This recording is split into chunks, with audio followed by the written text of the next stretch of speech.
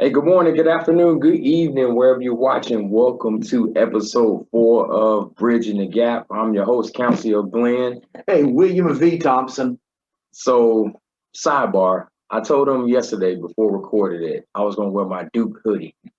And as you can see, he came ready with his Carolina gear. Got my Jordans on too, boy. You see, I got my Jordans on. Put his 11s on, his face mask. He got on a Carolina hoodie, a Carolina shirt. Oh man, I probably got on blue socks too, ain't I'm telling you, man. So I changed my mind and didn't wear the hoodie because I got scared. No, I didn't know he was gonna do this. I'd have definitely wore my hoodie. but we coming back for episode 3. The GOAT went to Carolina. I know that. Who went to Carolina? The GOAT. Oh, went to where? Carolina. I want to make sure you understand. Are y'all still under sanction right now? For no sanction, brother. All those sanction. Classes that weren't really there. And we still have the third most national championship, more than any other team in the ACC. We got 7. That's 7 of them. That's right. I'm so 7. Yeah. I guess 8. I guess I'm sort of talking about this year. No, it could repeat this year. No, now. Sir. No. Who y'all got coming in? I don't even know who coming in there, but I know we got a good front line though. Yeah, Cole Anthony got drafted last night. He got drafted first round. Where did he go? None of Duke's guys went first round. Cole went to Orlando. Okay. Went to Orlando. Okay. The Hornets picked up Ball. Oh yeah. How you think about that?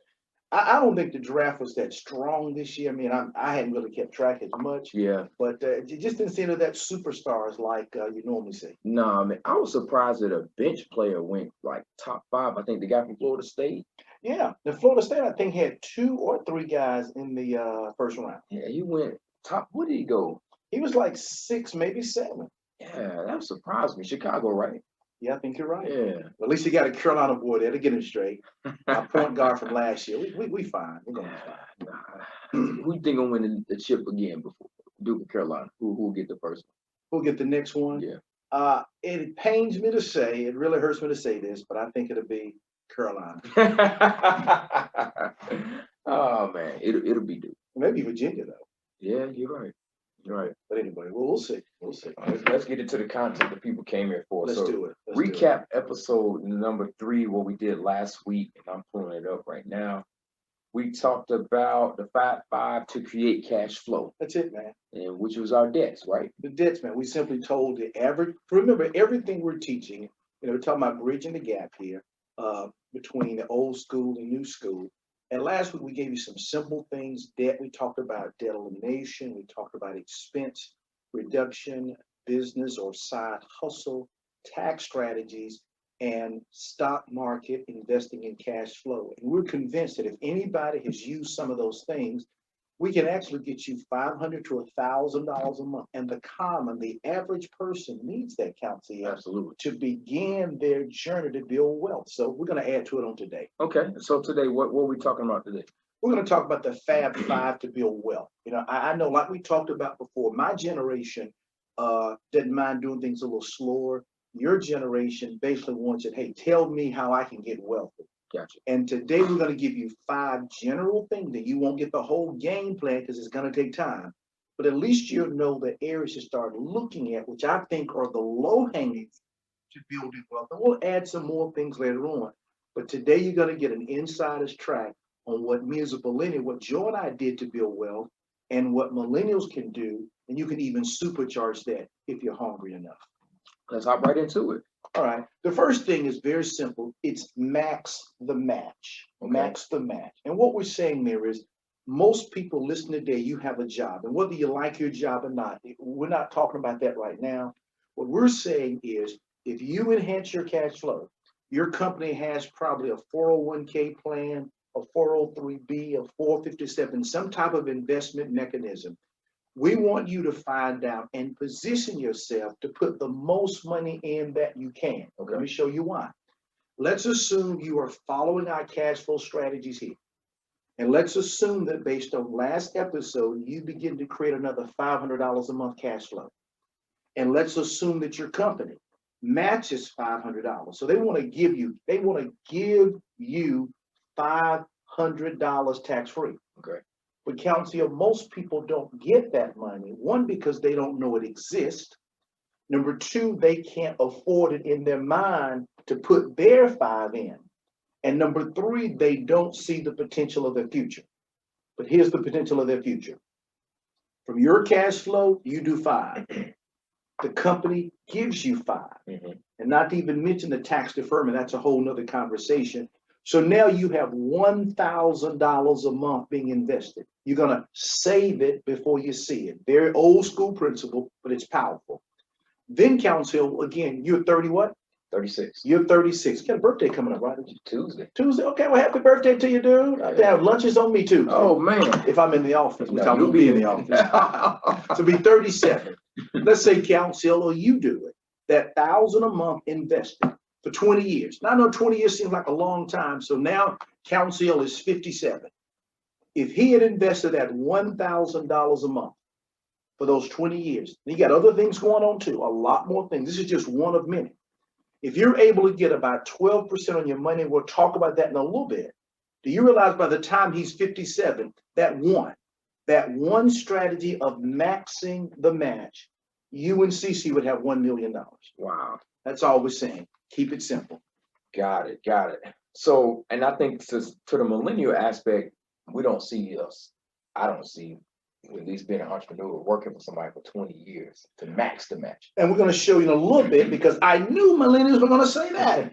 And I don't blame you guys. See, that's the old school mentality. Back in my day, which I couldn't accept, is that you're going to work for one company for 40 years. Even when I was 18, that just didn't feel right. So you millennials, man, you were right on it. But there's some people that do that, but I have another idea that will work just as well for millennials and really would work better just a little bit. Yeah, and in the same token, if you enhance your cash flow a little better and save that 1,000 yourself, yeah, and invest it, the numbers still work the same. Work the same. I'm going to tell you where you as a millennial want to do that. But the bottom line is you said the key word, cash flow. Absolutely. And then having the knowledge and then having the discipline.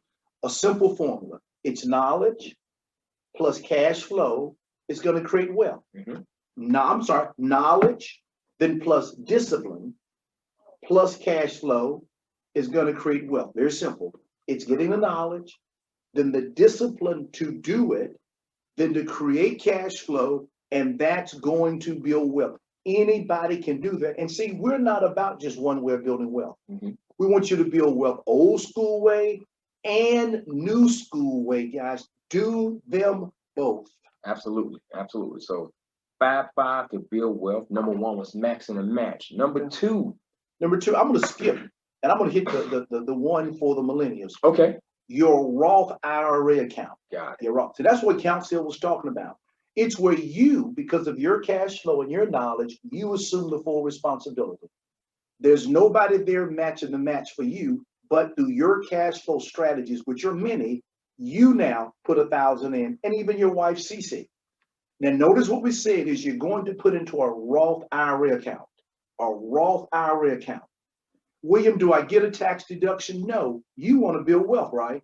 So Council and CC, they both do it. Council puts in 1,000 from his cash flow, CC from hers. They have their own separate account. Again, within 20 years, and what CC will be, what, about 40 because you married a younger one, right? She's 9 months older. 9 months older. Yeah. All right, the CC, I think I need to check that out. But that's a whole nother conversation. But they both put 1,000 into their account, Roth IRA. By the time they're 57, again, they're going to have $1 million in the account at 12%. And then, Council, it gets even better than that. If you and CC at 59 would wait 2.5 years, you're now 59 and a half. Now you all can pull that money out legally tax-free. So now you got $1.1 million. And you only would have put in $250,000. So there's $800,000 in each account that your investment went up to. Wow. So now if you let it stay and then grow, it's fine. If you decide I want to pull $100,000 out and buy her a rock or whatever, that $100,000 profits you pull out at 59 and a half, guess what? It's legally tax-free. And for the rest of your life, Council, that $1.1 million account, if you do real estate investing and make money, it's tax-free. If you buy a business and make money, you buy a franchise, it makes money, it's tax-free. Anything you run through that Roth IRA account that's sitting at $1 million plus, it automatically makes it tax-free money all the days of your life. Wow. So is that after 59 and a half? After, at 59 and a half, bro, that's it. So if I buy a house, flip it, make 100 grand, that's tax free as long as I buy it from that Roth IRA. There you go, brother. So let's say you flip that house today, you close, the check clears on tomorrow, being Friday. You go in there Friday, say, I want the $100,000 from that house I just flipped. You pull that $100,000 out, brother, and you legally never pay a dime in taxes on it. Wow. Wow. It's funny because you think like, these are my prime money making years, your mid 30s, early 40s. And by the time you get 59 and a half, it's cruising, but it seemed like a more opportune time. It really is. You'll find, even though you guys are doing crazy now, doing great now, when you get older, if you can follow the plan that we're talking about, it's even easier to accelerate wealth a little down the road.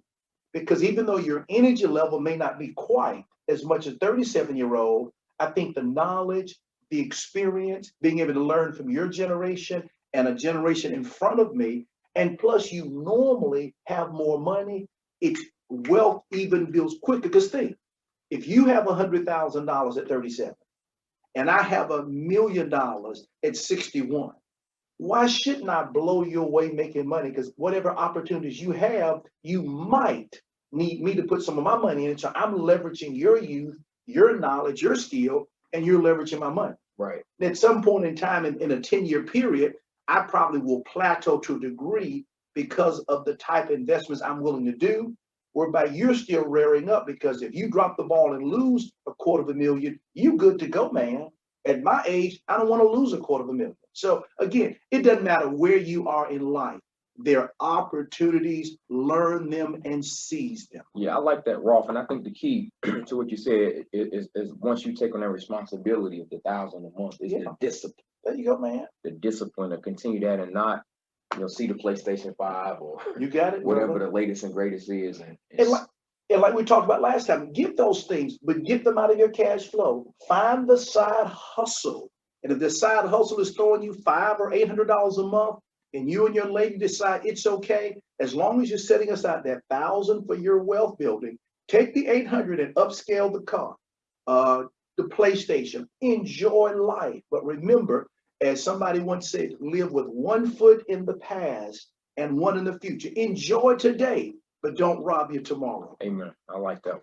Amen. He sounded like a preacher, don't he? Amen. Look, that's a whole nother story. Yeah, I'm gonna tell you that story a little later on now. No. I don't know, a little later on, boy. No. All right. So we got 2 of the 5, max the match, and then the Roth. There you go, man. What's number 3? Number 3, again, old school, pay your house off. Okay. Pay your house off. I was sitting down, and Joe and I are going to be paying ours off. About next year, this time, we've decided to do that. And let's assume my house is worth $400,000. House is paid off. That's a $400,000. Now, again, I'm going to use the word asset because I'm not even talking about the payment that we no longer will make, but I'm now talking about we're going to turn right around. And sure, that $400,000 adds to the net worth, and that's always nice, but it doesn't create cash flow. Right. We're going to turn right around and get a line of credit on the house for probably $300,000. So now, in addition to, let's say, our $1 million, I use that terminology there, we got another $300,000 access that we're going to make sound, smart investments with. So I always tell people, get your house paid off, because even though it does help your cash flow because there's not a house payment, right? It helps your net worth, but it also gives you the ability to get yourself on additional sources of money, because we believe this, that you should only borrow when the return is greater than that which you borrow. Sure, we may have the 300,000 line, and we may set rules to say that we're only going to tap 100,000 of the equity, and we both have to be in agreement on the investment. Again, that's another way to enhance your cash flow and to build generational wealth. It's old school, but it's something you want to do. Yeah, those lines of credit can definitely come in handy. And obviously, you've paid off the assets. No need to let it sit there if it can make you money. I agree, man. I agree. Yeah. Yeah, and by the time most people pay a house off, what the first house we got, we paid off in about 6 years. Okay. And we actually sold it, took about $100,000 and used that to buy next house. My point is, though, that no matter where you are in life, you really do want to get that house paid for. And you want to take that cash flow and use to build wealth. And you want to take the equity in the house to use wealth. And somebody's probably thinking, William, what about the tax deduction? Never incur debt for tax deduction. That's one of the one of the worst things in the world to do. So remember this, the system that impoverished you will never empower you. And that's an impoverishing mentality. There are other ways you'll learn in other episodes on ways that we're going to show you how to legally create deductions based on how you're presently spending money. And though I didn't go to Carolina, it's the kind of thing a Carolina man would say. My wife went, my daughter went, but I didn't go. Yeah, it's all good. You definitely would learn that from Duke. Now that's I won't even we know that one. Assuming you can get into Duke. Yeah, that might be a smart assumption. All right. So we got max the match, That's it, man. the Roth, You got it, man. pay off the house. That's it. The fourth key to building wealth. Invest, and we'll give it very simple, in the S&P 500. Okay. Number one, it's part A. See, count the S&P 500 is 500 of the best companies in America. The best companies. You say Google, it's there. Microsoft, it's there. Facebook, it's there. Alphabet, it's there. Amazon, it's there. If you understand the economics of America, the 500 best of the best are in there. Okay. So you're able to go to one place and write these words down. ETF. It's what's called exchange traded funds. ETF. It's a combination of a mutual fund, breadbasket of stocks, companies, I should say, and it trades like a stock. Okay. You put those two together, that's an ETF. You want an ETF that only invests in the S&P 500. Okay. It's an index, excuse me, that invests in the S&P. And let me show you why this is powerful. Number one, Council, the S&P has the 500 best companies. That's number one. Right. Number two, over the last 50 years, it has averaged 12% over 50 years over World War, not World War II. Nope, but over our various Korean wars, our Vietnam wars, our Great Recession, the bubble crises, the COVID, it has averaged over 50%, 12% over the last 50 years. Okay, and 80%, all the investment gurus try to beat the S&P. Only 20% do. These are managed funds on these guys making millions a year. Only 20% can beat the S&P.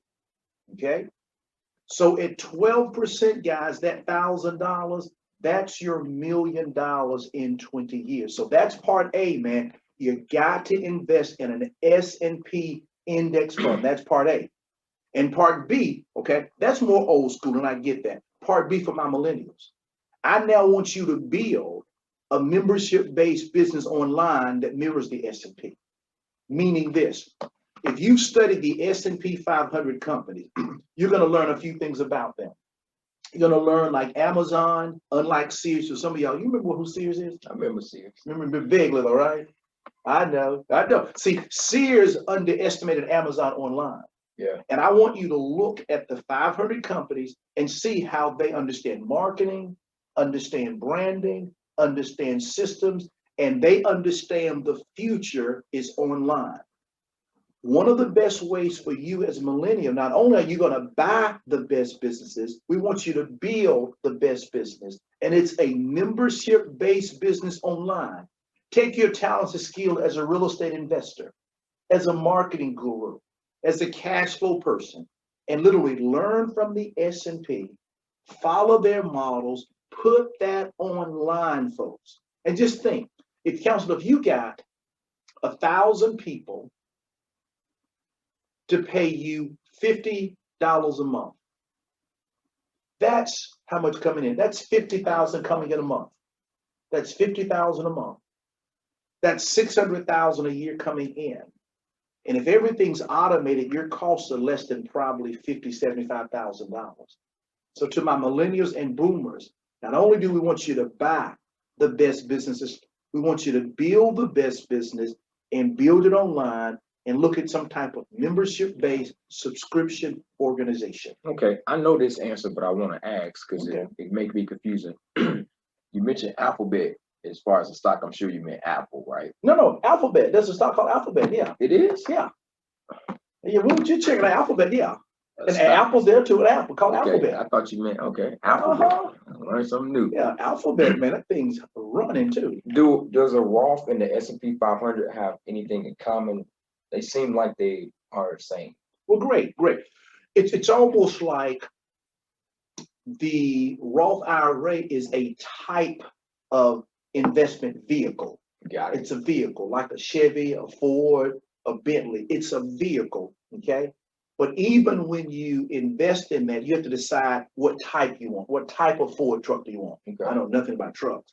So once you get the Roth IRA, the vehicle, you now have to ask, how do I want to invest? Do I want to invest in real estate? Do I want to invest in businesses? Do I want to invest in stock market? Do I want to invest in CDs? Do I want to invest in money markets? Do I want to invest in nothing? So that's the difference. So I can invest vehicle, Roth IRA, Gotcha. vehicle, regular IRA, vehicle, self-directed Roth IRA, etc. Gotcha. Okay. And the S&P is, It's one type of investment I can make. So I Gotcha. could invest in the S&P 500, mhm, or I could invest, let's say I could invest in Apple itself, okay, or I could invest in Google itself. itself. Gotcha. Yeah, but the S&P is just a breadbasket that I like having that breadbasket invested in a Roth IRA because of the tax freedom of that money when you're 59 and a half. Gotcha. So if I'm maxing the match in my employer or got my Roth, Mhm. how much should I try to invest in the S&P 500? Well, again, on a rough number, I would probably say if that's going to be your automated path for wealth, Mhm, I'd probably say 75 or 80%. okay. Because remember now, there are going to be other investments you have. But if you say, listen, I want to put this on automatic pilot, I'm going to commit to $1,000 in my Roth account. 75% I would do S&P. The other 25% I'd look at maybe other good growth opportunities like your Apple or your Google, etc. I'm with you. Okay. Gotcha. Okay. So we got the max the match, the Roth, pay off the house, the S&P 500, and the last of the 5. And we talked about it some last week, debt elimination. I know, folks, it seems boring, but I want to give you just one simple principle again. When debt becomes an investment, when debt becomes an investment, wealth is created. I don't care where you are in life now. Think about what you're paying on your house note right now. Plus, think about what you're paying on your credit cards. Plus, think about what you're paying on those student loans. Plus, think of what you're paying on those other indebtedness. The average person watching this podcast, you're probably spending $2,000 a month on debt. If you make a commitment, and we will help you through Bridging the Gap to do that, to get that $2,000 eliminated. Let's say in the next year, you go from $2,000 down to $1,500. You're not debt free yet, but you picked up $500 a month. Another year, you pay half of it off. Within 5 years, you now have $2,000 worth of cash flow from your debt. And if you properly start putting that in an automated system, like the 401k we talked about, maxing the match, or the Roth account, those are automated wealth building tools. And then later on, we're going to get into things like building businesses and creating intellectual properties and flipping real estate. But we're trying to get you to an automated system right now where you can see, if I have the discipline and the cash flow with the knowledge, I have an automatic way to build wealth in addition to build some crazy wealth even faster. Yeah, I agree. I think this is what you used to call, I haven't heard you use this term in a while, the common man's way It is. to build wealth. I It mean, is. if you just put your head down and get to work, in 59 and a half, you have $1 million. It is, man. Yeah. And the good thing we talk about, because I know Council has a goal, man, to build an incredible marketing company. He'll do it. If you want to flip the profits like you're doing that, he'll do that. But it's important early in life to lay a great foundation where you can say, honey, we're going to do this 1,000 or 2,000 a month within time. This is our boring, automated wealth building system. And once your wife, I would imagine CC is very secure, conscious in you. Yes. With 2 kids, probably, all I'm going to say is they've been talking about a nursery. That's all I'm going to say. I don't believe in telling folks business, but they've been talking about a nursery. Yes. Okay. Both of them. That's all I'm going to say. So, as I was saying, see, once you guys have a system with CCCs, well, a wife sees, there's a system that if nothing else goes right, we commit this 1,000 or 2,000 a month to an automated system. By the time we're 59 and a half, we can still be millionaires. Yep. Then that extra money coming in, they're like, hey, honey, you got a plan, go buy those apartments. Hey, honey, go ahead and buy that mall. You know, and now you become more comfortable. You can be a little bit more aggressive because you already know you have one item here that's going to more than do what you need even before you get to a retirement age, as they say. Yep. Taking care of those basics, the fundamentals allows you to be able to do the other stuff. Man. Bring back Tim Duncan. It's the fundamentals, see? Not exciting. And Tim Duncan, he didn't go to Carolina. He went to ACC, though. ACC, we'll get him. Yeah, he beat us too much, though. That was my guy, Mr. Fundamental. He beat Carolina. But anyway, let's talk about good stuff. But that's it, man. Get your fundamental stuff. And then you can get into the 360 dunk and flying from the foul line or the top of the key these days, man. Yeah. You can take care of the fancy stuff, but lay your foundation first of all. I agree, man. And like always, guys, if you have any questions, comments, anything you want to, need some clarification on, put them in the comments. We'll be happy to answer them. Like, share, and subscribe to the channel. We are trying out some new technology. I was missing a cord to have us mic'd up, but we'll be mic'd up moving forward. It looks like we may need a light or two with this new camera, but we're working on getting some branded things and making it a better quality podcast. We should be on, by the time you're watching this, Spotify, Apple, Google. We should be able to, where you can listen to us and not just watch us. If you're in the car driving, you can have the audio version of this as well. And we should have that moving forward. So we're working on some technology, some other things to make this a better product for you guys. We're committed to doing it. So we're going to keep it rolling. And I think that's it for episode 4. You got anything you want to add? That's it, man. As Nike would say it, just do it. Just do it. Yeah. Nike, just do it. Yeah. I'm saying Nike. Don't say Nike. I don't know why. Nike. As Nike would say, just do it. He got on the Jordan stuff. Come on, man. All right, guys. That's it for episode 4. Have a good evening. I will have my Duke gear on next time. Doesn't matter. All right. Have a good one.